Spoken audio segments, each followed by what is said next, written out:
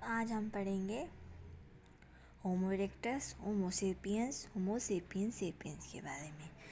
तो जैसे कि मैंने आपको बताया था कि 3 प्रजातियाँ होमो इरेक्टस, होमो सेपियंस, सेपियंस सेपियंस। तो आधुनिक मानव का विकास होमोनियन मानव रूपी क्रम विकास की एक लंबी और जटिल प्रक्रिया थी। मानव वंश के जैविक निर्माण से हुआ है। ये पहली यो एंथ्रोपोलॉजिस्ट्स पुराण शास्त्रियों ने शारीरिक विशिष्टताओं में हुए परिवर्तनों से इस प्रक्रिया का अध्ययन किया। पुरातात्विक संबंधी खोजों और वैज्ञानिक प्रक्रिया से हमें यह पता चलता है, उससे यह मदद मिलती है कि क्लेमा ने विस्तार से इस प्रक्रिया का अध्ययन किया। अब हम बात करते हैं, जहाँ तक कपाल क्षमता का संबंध है तो हमने अनुमान लगाया कि ऑस्ट्रेलोपिथेकस मस्तिष्क का आकार 400 या 500 से लगभग था। होमो हैबिलिस में ये बढ़कर 700 हो गया। जैसे मैंने आपको पहले बताया था कि पहले इसके हाथ थे, फिर सिर चपटा था, फिर पैर आए, फिर धीरे धीरे ये खड़ा होया, फिर कूल्हा इसका लंबा हो गया, फिर कुछ झुक के चला, फिर खड़े होके चला। ऐसे ऐसे इसका विकास होता गया मानव की तरह। होमो इरेक्टस 900 से 1100, होमो सेपियंस 1250 से 1450 सीसी गए और होमो ऑफ ह्यूमैनिटी यहाँ तक हुए।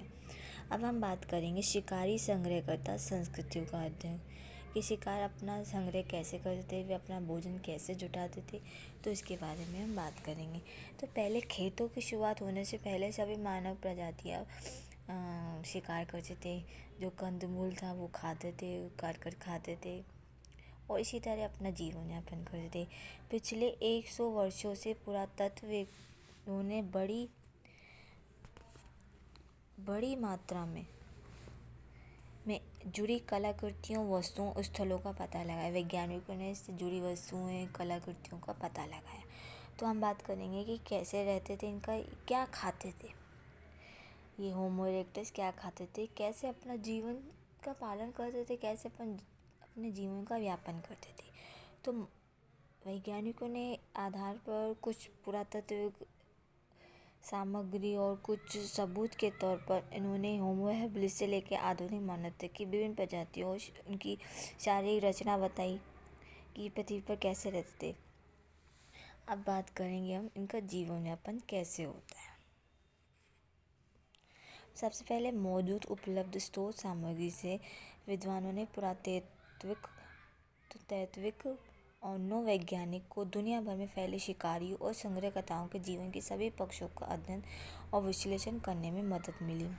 ये कह रहे हैं कि पहले जो शिकारी कैसे रहते थे, उनके मदद से हमें उन आदिवासियों का पता लगाने में मदद मिली कि वे अपना जीवन कैसे बिताते थे। उन्होंने निम्नलिखित मुद्दों का अध्ययन किया है।